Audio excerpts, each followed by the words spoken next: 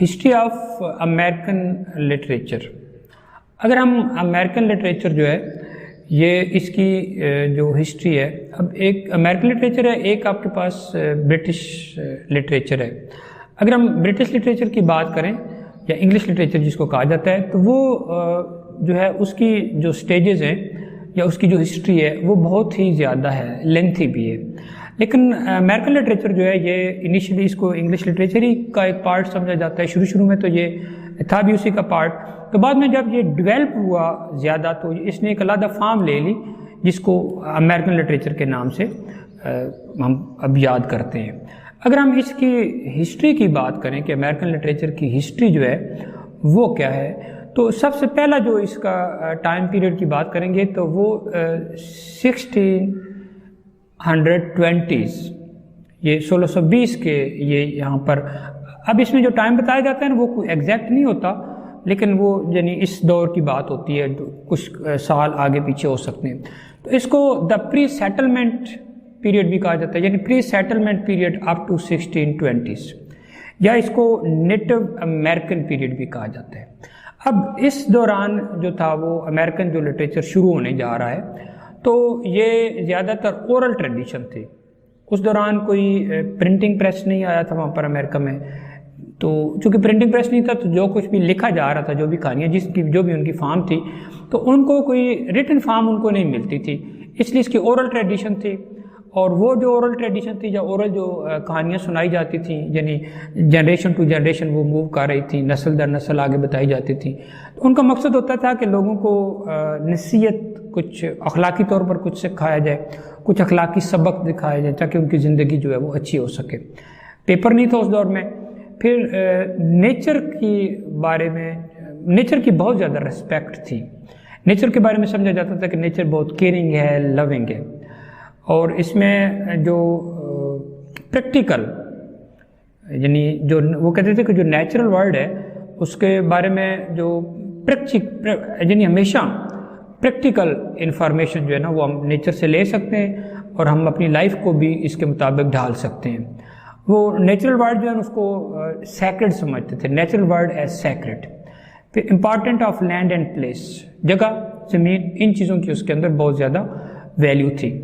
اور جو اس کے اندر اورل ٹریڈیشن تھی، یعنی زبانی ایک کہانی بھی کوئی سنائی جاتی تھی یا کوئی بات سنائی جاتی تھی جس کو آپ اگر لٹریچر کی فارم لکھیں تو میں بھی وہ لٹریچر کی فارم بن جائے. تو وہ ساری نا اس میں جو تھا وہ آپ کی ٹائپس کو اگر ہم لیں تو وہ تھی اوریجن اینڈ ایمرجنس سٹوریز، ایک یہ تھی. پھر اس میں ہسٹوریکل نیریٹو تھے، تاریخی طور پر کچھ بتائی تھی. پھر اس میں کلچر اور یعنی کلچر ریلیٹڈ سٹوریز. اور پھر اس کے بعد ٹرکسٹرز ٹیلز، ٹرکسٹر ٹیل میں جس میں ٹرکس بتائے جاتے ہیں، کوئی کریکٹر ہے وہ کوئی ٹرک کر رہا ہے، تو وہ ساری کہانی. تو یہ جی جس کو آپ کہتے ہیں کہ پری سیٹلمنٹ پیریڈ، یا اس کو نیٹو امریکن آپ کہہ سکتے ہیں، نیٹو امریکن لٹریچر بھی کہہ سکتے ہیں آپ. تو یہ اس وقت یہ اورل ٹریڈیشن تھی اس کے اندر. اس کے بعد جو 1620 سے لے کر 1700 یعنی 1783 تک کا جو پیریڈ ہے اس کو پیوریٹنزم کے نام سے پکارا جائے گا، اور اس کو کلونیل پیریڈ بھی کہتے ہیں. یہ جو پیوریٹنز تھے یہ یعنی یہ انگلش پروٹیسٹنٹس تھے، یعنی کرسچن تھے، پروٹیسٹنٹ تھے یہ. اور ان کے یہ کمیٹڈ تھے اس کے حوالے سے کہ ہم نے انگلینڈ کا جو چرچ ہے اس کو پیوریفائی کرنا ہے، اس میں کچھ پیوریفائی مین اس میں کچھ امینڈمنٹس لانی ہے، کچھ چینجز لانی ہے، کچھ ریفارمز لانی ہے. تو یہ جو اس لیے تو وہاں پر آ کے وہ رہنا شروع کر دیا تھا انہوں نے. تو یہ والے جو تھے یہ پیوریٹن یعنی یہ کولونائزر تھے، انہوں نے علاقوں کو یعنی ایسے سمجھ لیں کہ امریکہ کے جو فرسٹ پرماننٹ سیٹلرز تھے وہ یہ پیوریٹنز تھے. اور اس کو first American colonies were established during this period. اب وہاں پر جو ذرا وہ آئے تو انہوں نے پھر اپنی جو چیزیں ان کو انٹروڈیوس کروانا شروع کر دیا تھا. اب جہاں پر جو رائٹنگ کی فارم تھی وہ ہسٹریز تھی، ڈائریز تھیں، پوئٹری تھی اور سرمنز وغیرہ تھے. اور یہ گاڈ اور ایوری ڈے لائف کے درمیان جو کنیکشن ہے اس کو یہ لے کے چلتے تھے، اس کو اپنے تھیمز میں لیتے تھے. یہ لوگ ریلیجس تھے، ریلیجن ان کا سینٹرل تھا ان کی سوچوں کا. بائبل کو انٹرپریٹ کرتے تھے یہ لوگ، اور کالونی میں بھی یعنی جو چونکہ یہ باہر سے آئے تھے انگلینڈ سے، تو جو امریکہ ہے نا، یہ پہلے یہ خود بھی کولونائزڈ ایریا تھا. اب تو یہ کولونائزر ہیں، انہوں نے بہت ساری دنیا کو مینٹلی بھی کولونائز کیا ہوا ہے، فزیکلی بھی کولونائز کر کے رکھا ہوا تھا، اب مینٹلی کولونائز کیا ہوا پوری دنیا کو. تو یہ جو لوگ ہیں نا، یہ ان کو جب یہ کولونائز تھے تو وہاں پر یہ جو آئے تھے پیوریٹن آئے تھے، تو یہ وہاں پر اس کو پریکٹیکلی بھی لاگو کرنا چاہتے. لوگ چاہتے تھے کہ لوگ اس بائبل کی جو انٹرپریٹیشن ہے اس کو مطابق جو ہے نا وہ چلنا شروع کرتے. اور پھر یہ انہوں نے امریکہ کو ایک پرامزنگ لینڈ کے طور پر لیتے تھے، اور اس میں نتھینیل ہاتھ تھا ان کا دا اسکارلیٹ لیٹر، اور یہ بہت امپورٹنٹ کام ہے. اب یہ جو کام ہے اس کو آگے بھی ایک حصے میں اس کو لیا جاتا ہے، لیکن یہاں پر جو ہے نا اس کے اندر کچھ ایلیمنٹس جو ریلیجنس کے حوالے تھے تو اس کو یہاں پر پیورٹنزم میں لیا جاتا ہے. پھر جو سیلم وچ ٹرائل، تو یہ اسی پیریڈ میں ہوا تھا، اور یہ پیریٹن جو ہوا تھا جس کو کہتے ہیں دا سیلم وچ ٹرائل ٹک پلیس ان پیورٹینیکل میساچوسیٹس، وہاں پر یہ ہوا تھا. تو اس میں جو آرتھر ملر کا دا کروسیبل ہے وہ ماسٹر پیس ہے، وہ آپ کو یہاں سے اس کے بارے میں پیورٹنسٹک ایلیمنٹس اس کے اندر بھی ملتے ہیں. اور اس میں آپ اگر ہم اس کے بعد پیورٹنزم کے بعد اگر ہم تیسری اس میں طرف موو کریں، اس کو ہم کہتے ہیں دا ایج آف ریزن یا انلائٹنمنٹ، ایج آف انلائٹنمنٹ کہتے ہیں. یہ 1750 سے لے کر تو 1800 تک، 1800 تک اس کا ٹائم پیریڈ ہے. تو اس میں ریشنل اپروچ ٹو ورلڈ، زندگی کی طرف ریشنل اپروچ، ایموشنل نہیں، امیجنیٹو نہیں، ریشنل عقلی اپروچ. یہ لوگ پروگرس پر بلیو کرتے تھے، یعنی جو پریکٹیکل لائف ہوتی ہے اس کی طرف یہ بہت زیادہ بلیو کرتے تھے. یہ خیالی نہیں، یعنی پریکٹیکل ہونا چاہیے ہیومن بینگ کو. اور پھر یہ جس کو آپ یعنی اے مور ٹوورڈز پریگمیٹزم ہوتا ہے پریکٹیکل اپروچ ٹو لائف، یہ ایک موومنٹ تھی ان کی طرف. پھر ڈیزم پر یہ لوگ بلیو کرتے تھے. وہ ڈیزم کا مطلب یہ ہے کہ God created universe but no influence on over human being, لیکن اس کا انسانی زندگی کا کوئی اثر نہیں ہے. آئیڈیالزم ٹرانسینڈنٹل ایج میں بہت زیادہ تھا، اور یہ ایک conviction of a universal sense of right and wrong, یعنی ایک یونیورسل سینس کہ جس کو آپ یعنی رائٹ کیا ہے، رانگ کیا ہے، یونیورسلی جس کو. اور پھر جو ایسینشیل گڈنس ہے مین اور ویمن کی، اس کے بارے میں یہ بات کرتا ہے آئیڈیالزم. تو یہ اس کو ہم ایج آف انلائٹنمنٹ بھی کہا جاتا ہے، اور اسی کو دا ایج آف ریزن بھی اس کو شمار کیا جاتا ہے. اور اس کے اندر جو ورکس ہیں وہ آپ کے پولیٹیکل پیفلیٹس یہ اس میں ہمیں پبلش ہوئے تھے. اس کے علاوہ فلسافیکل رائٹنگ جو ہے وہ بھی اس کے اندر ہمیں ملتی ہیں. اس کے اندر اس میں جیسے بینجمن فرینکلنز آٹو بایوگرافی، یہ امپورٹنٹ ورک ہے. پھر پور ریچرڈز ایلمینک، یہ بھی ملے گا ہم. اور پھر اس کے بعد جو آپ کی تھامس جیفرسنز ڈکلریشن آف انڈیپینڈنس. تو چونکہ یہ کوئی ناول ڈرامہ یا پوئٹری کی اس طرح کی چیزیں تو نہیں تھیں، لیکن یہ کوئی پمفلٹ ٹائپ اور فلسافیکل چیزیں اس میں شامل ہوئی تھیں، تو اس لیے یہ چیزیں ہمیں ملیں گی. تو اب ہم چلتے ہیں جو نیکسٹ اس کے بعد فیز ہے، جو 1820 سے لے کر آگے 1861 تک چلتا ہے، یعنی 1820 ٹو 1861، اس کو رومانٹسزم کہتے ہیں. اب رومانٹسزم تو ظاہر ہے اس میں چیزوں کو آئیڈیالائز کیا جاتا ہے اور امیجنیشن پر بہت زیادہ سٹریس ہوتا ہے.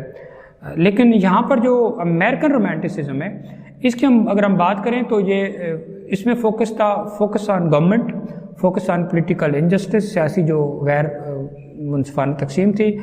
پھر what it means to be American, یہ بھی اس کے اندر ایک تھیم تھا. پھر لیک آف یعنی انجسٹس آف سلیوری، جو غلامی تھی اس کے اندر، غلامی کو کیسے لیا جاتا ہے، جو دوسرے لوگوں کو غلام بنایا جاتا ہے. اور جو آپ کی مٹیریلسٹک نیچر آف امریکہ، جو انسان جو ہے وہ مٹیریلسٹک ہوتا جا رہا تھا، مٹیریل چیزوں کو بہت زیادہ ویلیو دیتا تھا. یہ for intimate relationship between man and women, یہ بھی اس کو آپ کو ملے گا. پھر اس میں جو آپ کو واشنگٹن ارونگ کا جو کام ہے دا ڈیول اینڈ ٹام واکر، یہ اس میں آپ میں بہت زیادہ امپورٹنٹ ہے.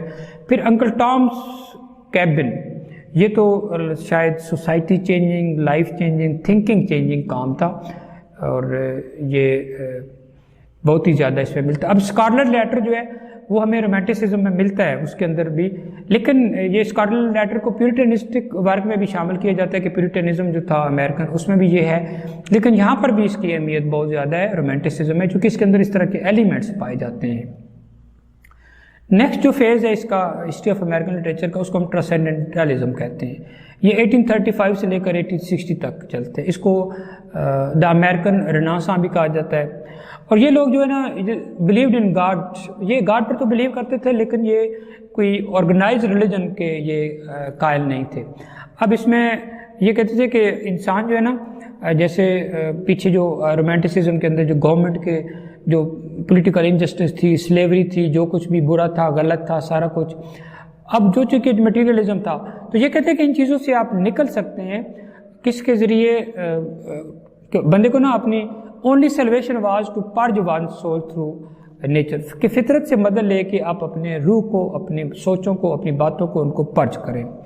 پھر انہوں نے جو آرڈنری جو لائف تھی، جو پیچھے سارا کچھ چل رہا تھا، انڈسٹریلائزیشن تھی یا جو اربنائزیشن تھی، وہ یہ لوگ اس کو بھی کویسچن کرتے تھے۔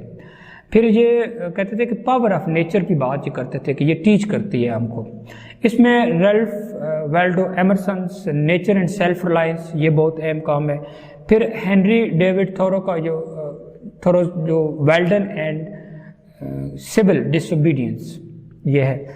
اب ہم موو کرتے ہیں 1890s کی طرف، تو جب ہم نے موو کیا تو ہمیں ریئلزم نظر آیا امریکن ہسٹری میں۔ تو یعنی نیچر ورسز جو آپ کی نرچرنگ ہے، ریئلزم کا مطلب ہوتا ہے کہ اب یہ نیچرلزم کے ساتھ ملتی جلتی کوئی چیز ہے۔ اس کے بعد والی جو موومنٹ ہے اس کو ہم نیچرلزم کہتے ہیں۔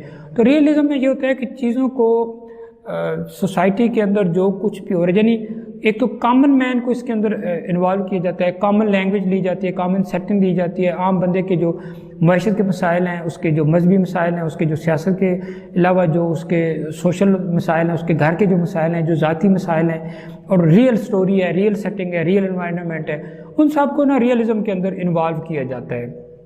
اور ان کو، اور یہ پولیٹیکل جو کرپشن ہے، انجسٹس ہے، ویمن کو جو انیکویلٹی ہے، جو وائلنس ہے، جو کرپشن ہے، اور جو پرسٹیٹیوشن ہے، جتنے بھی سارا کچھ جو گند ہے سوسائٹی میں، وہ یہاں پر آ کے یہاں پر پریزنٹ کیا جاتا تھا۔ اس میں جو کیٹ چوپن، مارک ٹوائن اور یہ ولیم فاکنر، یہ بڑے نام ہیں۔